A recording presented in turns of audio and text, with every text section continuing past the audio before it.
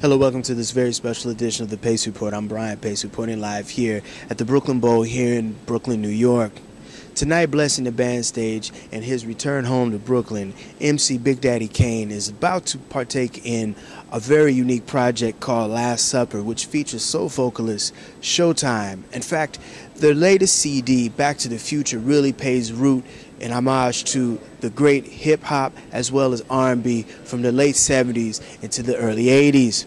Tonight I had an honor to sit down with Big Daddy Kane and reflect and talk about his career, him growing up here in Brooklyn, as well as some of the influences in his music, as well as his collaborations with his friend Biz Markie, as well as producer Marley Marl. We also sat down with Show Tyme and we talked about how this project is going to really bring real music back to people. So sit back, relax, and enjoy the sounds of Last Supper live here at the Brooklyn Bowl here in Brooklyn, New York.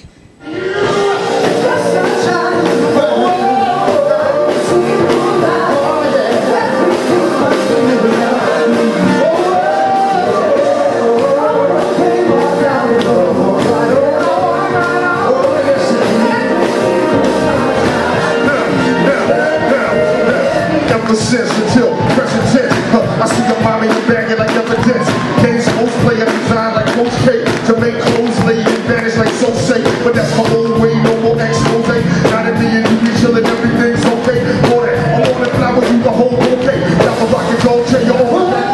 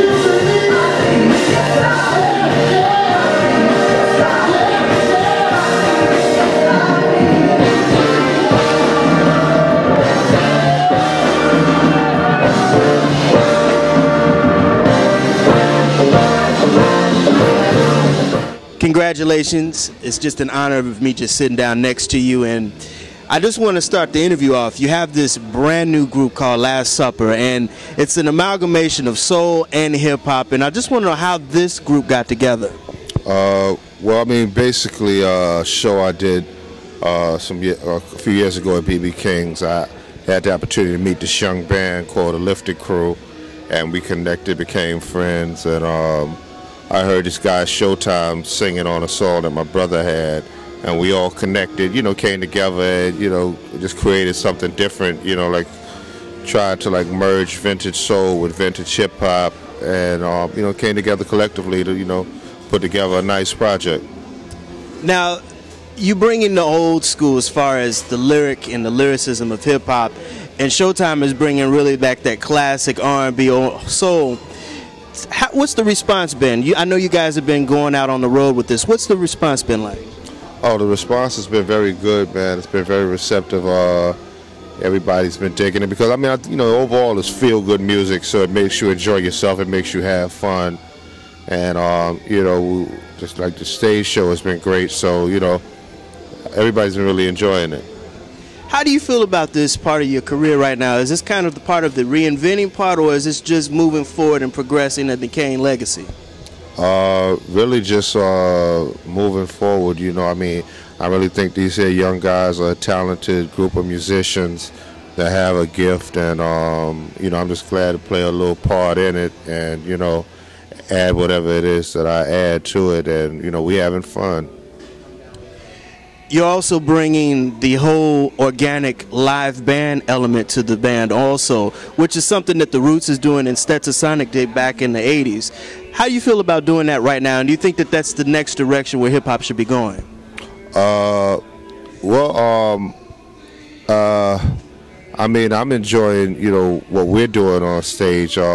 I mean, as far as hip hop goes, I mean, I don't know. I think honestly, I would like to see hip hop really just getting back to its grassroots. But I mean, if artists wanted to use bands in hip hop, I think that's dope too, as long as they know how to use a band. You know, like sometimes, you know, band is not for everyone. Not everybody knows how to use a band. Some people get on stage and really all they have is musicians. You know, they're not really utilizing the band till its full potential. But if you know how to, then yeah, I think that's great. I mean, like cats like the Roots, they know how to, they know how to use a band.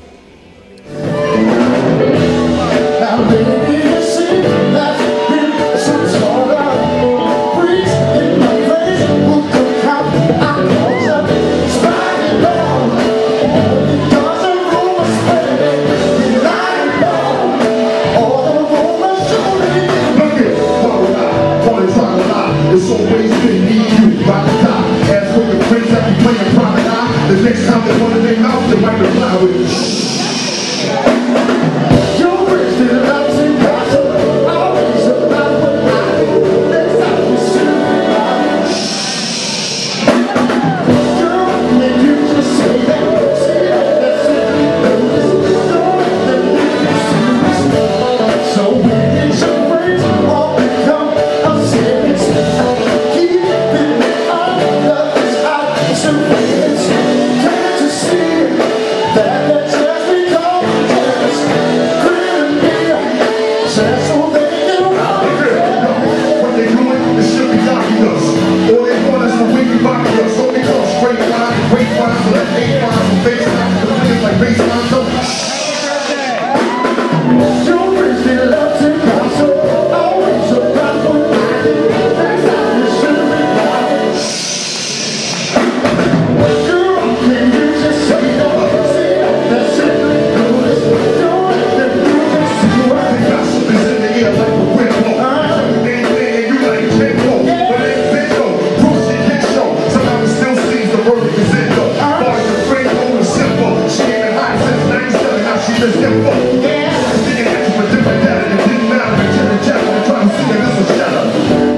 Showtime, you are in a really good space musically right now. You have a successful CD out right now, and you have partnered with probably one of the preeminent lyricists of hip-hop. Tell me how all this got together. Well, actually, I got a call from Kane. I had did a song with his brother Shane, and Kane heard the record, was like, yo, I got to meet him. Called me up on the phone, was like, yo, I got an idea. You know, he had already been working with the Lifted crew on a couple shows he had did in New York City or whatever, and he had an idea. You know, he was like, yo, man, let's get together and let's make it happen. And here we go. You know, now we're here. You know what I'm saying? It's done. It's done. You know, done, ready to rock, man. So it's a good thing, man. It's a good process. It was a great process. It's a great process. How did the album or the name of the group Last Supper come together? And it's LAS, yeah. Not LAST, Last Supper. Right. Well, Kane came up with that that name, and basically it's like, you know, he felt like this may be the last offering of great music. You know what I'm saying? This may be the chance of an era that, you know, you may not ever hear again. You know what I'm saying? We trying to give him the last offering of that era. You know what I'm saying? Which, you know, sometimes the last becomes the first. You dig? So, you know, sometimes you set out thinking that it's the last thing, you know, and it starts doing like we're just doing right now. So, you know, it's a resurgence. You dig? So Showtime, you bring in a whole soul vein to this. You're going back to like Wilson Pickett. You're going back to Otis Redding type of soul music. What was it that you wanted to put in this to make it like Kane lyrically? We know where he was coming from, right. But what did Showtime want to do with this project? I wanted to really like make people feel again, man. That was my whole objective, man. I felt like, you know, the game was so caught up in just hearing. You know what I'm saying? Everybody was about hearing and what people could do and all this stuff like that. I was like, you know what? Let's channel feeling this time. You know what I mean? Let's tug at parts of the soul that people haven't felt in a long time. You know what I'm saying? And I think we achieved that with this album. I think we achieved that. I noticed the video too. You guys go retro also. Yeah, man. Yeah, I believe in love again, man. That's what it is, man. You know, we back in, you know, Back to the Future, basically. You know, so we wanted to like kind of capture the old school essence with a new feel, a new energy, you know, a new energy. So I think we did it again on that one, man. You know what I mean? Basically, it's great, man. It's great. It's a great experience, man. Showtime, the last time, I guess the last period of hip-hop was really like the mid-90s, late 90s, and you guys are bringing it back. Where do you think musically and culturally people are? Because it's like right now, the people don't have the love for the music anymore. It's all about the dollars. Right. I think that, you know, and I think that all becomes, you know, to my initial point about feeling. You know what I'm saying? Like, you can deny what a person did to you. You can deny, you forget what, you know, the person, you know, how they treated you, whatever, but you never really forget how they made you feel. So if I can make you feel, you'll go in your pocket and maybe want to listen to some music, because it's like, you know, it's just like, you know, when you go to Kentucky Fried Chicken, or when you go to Burger King, you go to McDonald's, or you go to Whole Foods, wherever you go to eat your food, it's something about that that makes you feel good when you go there. What makes you go in your pocket and say, hey, I'm gonna pay that extra $1 for that Big Mac in Manhattan, or I'm gonna pay that extra $1 for this broccoli that I want. Same thing with music. If you give people something that they can take home and that's tangible, that makes them feel good, I think they'll purchase it. I think it's not dead. I think it's out there. But what's just happened is we haven't been giving them a solid meal. And you know, you can't give people halfway, you know, when you talk about music, because music is so, you know, so influential. You know, you look at all the, you know, just the world in general, and you would say like, you know, you have a certain type of music, and they ain't doing nothing but booty shaking and doing this or whatever. You know what I'm saying? And it's like, you know, if we do the conscious music, it's so deep, you know what I mean, that nobody can understand it. So now what we did was with the Last Supper, I think, is bring it back to middle ground. You know what I'm saying? Where the kids can understand it, where the adults can respect it, and the middle-aged people can love it, and everybody can love together. Get back to, you know, your son, you driving in the car with your son, and you ain't got to turn the music off now, because he gonna understand, and he want to hear, and he can bop his head to it, and it's a message in the music, and it ain't corny. So that's good, you know? And that's right, because Donny Hathaway, Stevie Wonder did it with their music, and Kane did it with a lot of the stuff that he did. It was both, it was educational, there was stuff for the ladies, but there was always stuff that you could dance to and just bob your head to. That's right, that's right, that's right. That's why we got these I Believe in Loves and stuff like that, you know, because, you know, I ain't got nothing against the two-step, you know, but sometimes you got to get out there and shake it up a little bit, you know what I mean? You know, have fun with it. I always tell people, you know, you pay your money to come out, you know, you pay your money to go to these different situations, go to clubs. Let's have a good time. Let's stop killing and fighting, and let's start having a good time, you know what I mean? So that's where I'm at with it, you know, for real.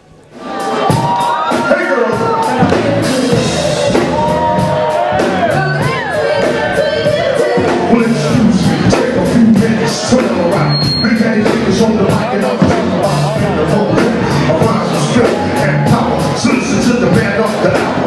Flow, go to slow tempo, you know. Sing on, swing low, then show, go on. Stop, transforming on stage. I got a second call, but I'm not an animated line. I'm trying to go real, shoot lyrics like a hard point. My course, found listeners, spectators. So let's move, really smooth operator.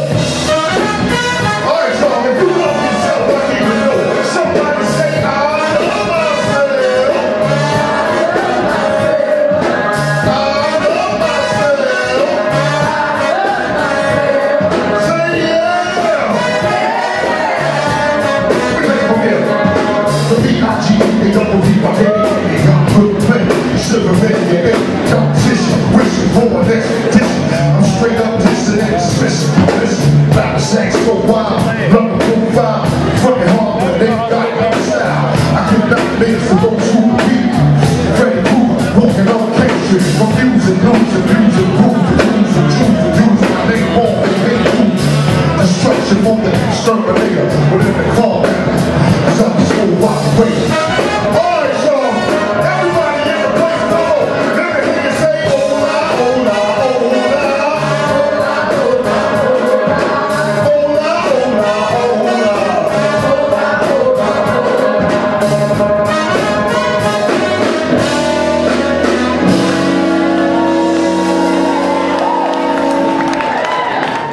Tell me about the Juice Crew and how the Juice Crew got together. Well, I mean, you know, the Juice Crew, you know, it was like, you know, really like, you know, myself, Biz Markie, Roxanne Shante, MC Shan, Kool G Rap, Mr. Magic. You know, I'm like, you know, basically, you know, the leader of the Juice Crew was Mr. Magic. He was the one who started it. You know, that's what they call Sir Juice.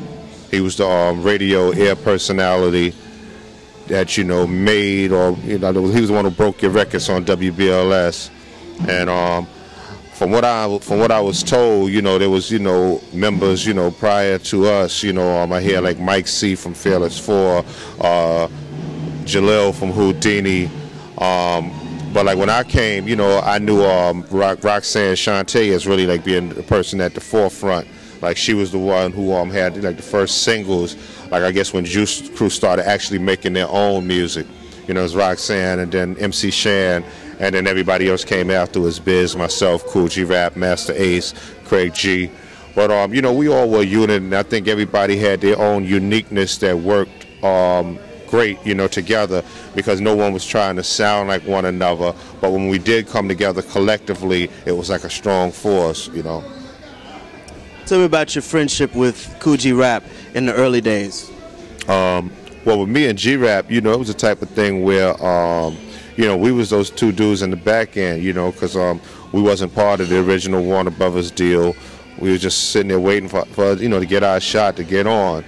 And, you know, me and G used to call each other, you know, at nighttime, you know, like kicking rhymes to one another on the phone, you know, that type of thing. Yeah, I got this here, and then he might call me next night. Yeah, I got this. I called next night. I got that. And we just waiting for our chance to really, you know, get on. And it was so funny because it was like we were the ones with the least exposure, but we were the ones that, you know, Fly Tie, Mr. Magic would always come to get to say, yo, let's go battle this person, you know. It would be one of us that they would go get, as opposed to Shan, Shante, or Biz, you know, who was already the made stars. You know, Kane, you were the ladies' man. You brought a whole nother swag to hip-hop, the high top fade with the suits. Tell me how that all evolved, because, you know, hip-hop is all about expression, dance, the lyrics, how we communicate, but you brought your own swag to the whole game. Well, I mean, you know, honestly, I was just really just being myself, you know, growing up as a kid. You know, I'm used to seeing, you know, my father wear, you know, 2, 3, sometimes 4-piece suits. Used to watching all the old black cinema movies like The Mac, Superfly, you know, all that stuff. So it's like, you know, I grew up, you know, like really digging, like, you know, cats who got fly and got suited and booted, you know. So when I had the opportunity and could afford to buy my own clothing, you know, that's really like the direction that I took it, you know, just stay fly. And brought class to it also. Absolutely, absolutely, yeah. I'm not a rock star, rock and roll, I'm a rebel, blessed, able to hold up, fight like a hammer, and drop rapper, see a rapper like a wrestler, and body slammer, go through the street and treat it just like a prostitute, you get the food, play like a blues, to just play you, don't even whisper, open your mouth to speak, and I'm a bishop, tag your door, put you in the hole, that's a petty confetti, you're not ready to rock steady, in other words, the half steppin', tiptoeing, because my weapon is not a non-illusion or a shotgun. But when it comes to hot rounds, I got one. Just like the album is still the same. Long live the pain and the damn thing. I still get ill and kill and will and build and still the build and will. So don't tell me the real. You said we're reaching soon and trying to fight us. Man, still be hoping y'all right. If we didn't arrive and bring back the life old piece that we appreciated, you wouldn't survive. You'd be another memory to us. Ashes to ashes and dust to dust. So understand the way that I live, that's positive. And the message I got to give is a benefit for you and me. I'm talking about E.A.C.E. The chosen one that is taught to live. I got straight teeth and they don't shoot me. No fault for my walks to the fish on my dish. Painful and bitter, second wish. Look like water, slaughter, put your eye of order. Lord, y'all, rappers are ragging and jacking and snacking and bragging and beat on the bandwagon. What up the last track? From the neck to a track, the back to just get back. I'm young, gifted, and black.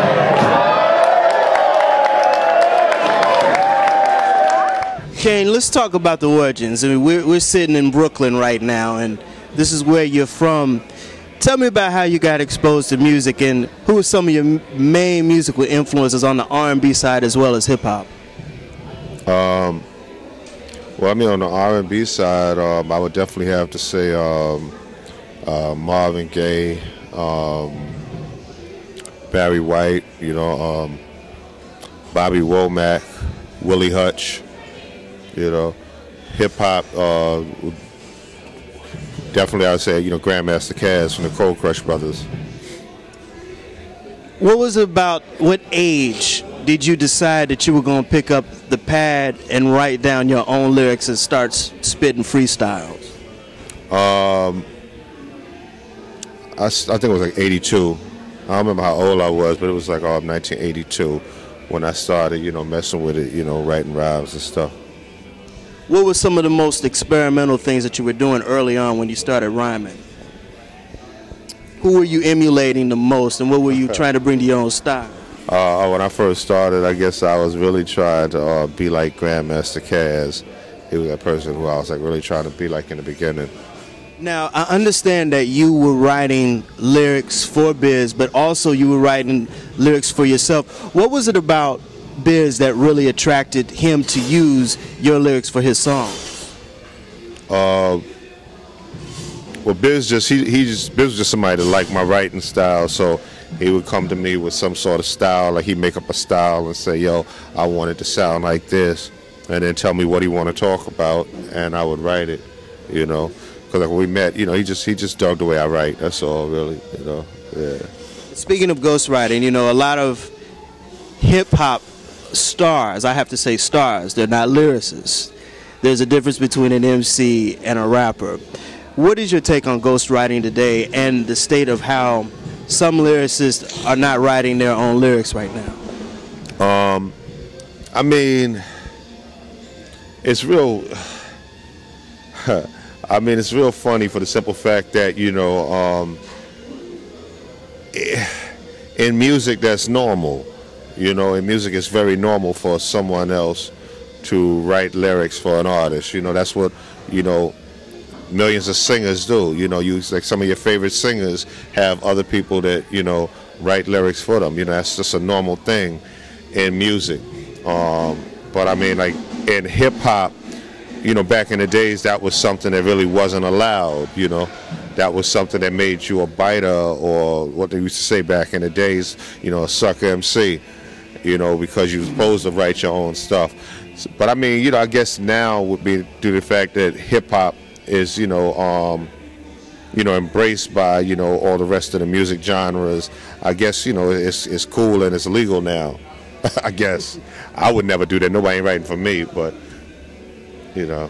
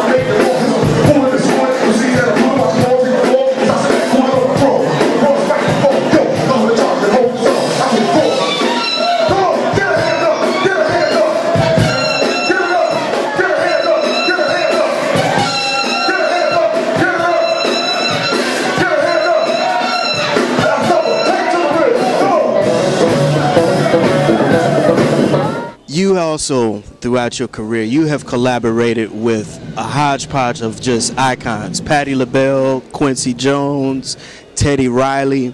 You've been a very diverse MC, and you're still diverse. What has brought hip-hop to where it's at right now? It seems like it's stagnant. Rappers are not talking about much right now.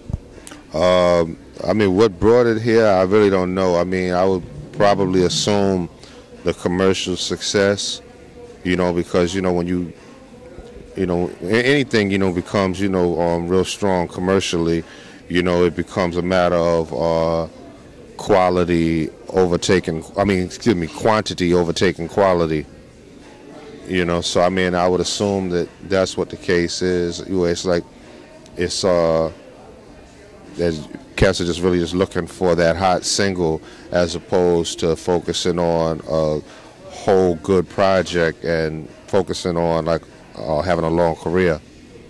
What would be the advice you give to the next generation of hip-hop artists and producers? Well, I mean, you know, I mean, a situation where if their plans are to stick around for a while, then they need to have some sort of originality that the people can take to and identify with, so that, you know, they will respect this artist, you know, for who they are, you know, as opposed to, you know, what song is out that week, you know. You need to have some sort of originality and don't follow no trend, you know. I mean, be you, express yourself, make people believe in you and, you know, what you're talking about. Who are some of the MCs that you're listening to right now and digging? I really just listen to like underground cats, really, like Loaded Lux, Goods, Saigon, you know, those type of guys. Who are some of the producers that you're digging? Producers, I like Just Blaze. I like Just Blaze. I like Raphael Sadiq. So I can really think of offhand, you know, as far as the new guys, so I can really think of offhand.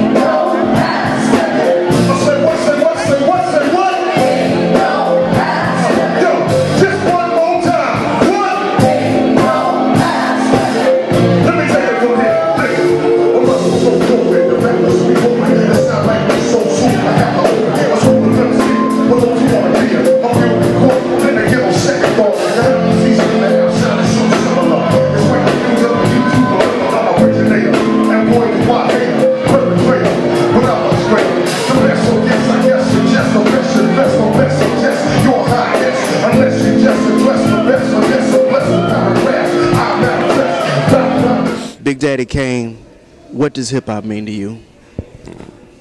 I mean, hip-hop to me, I think hip-hop is, you know, really a lifestyle. You know, people call it music, but nah, I think hip-hop is like soul music. It's a lifestyle. It's a lifestyle. It's like really a way you live, because, you know, when you say hip-hop, you're talking about the way someone rhymes, the way a DJ scratches, the way a human beatbox does his thing, graffiti art, the way someone dances, the way someone dresses, the way someone talks. So I mean, it's really a lifestyle that really reflects, you know, a lot of, you know, ideas, dreams, visions, and even sometimes pain that, you know, like you know, like someone, you know, growing up in the hood could have experienced.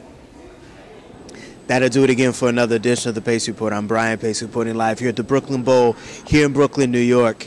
I'd like to personally thank the incomparable Big Daddy Kane for his time, as well as Showtime for his comments, as well as the staff and management here at the Brooklyn Bowl for their hospitality. As always, please visit my website, www.thepacereport.com, for my weekly column as well as my past segments. Until next time, remember, if it's in the groove, it'll make you move. Till next time, Peace. It's always been me, you, by the top. As for the friends that be playing promenade, the next time they want to name out, they might reply with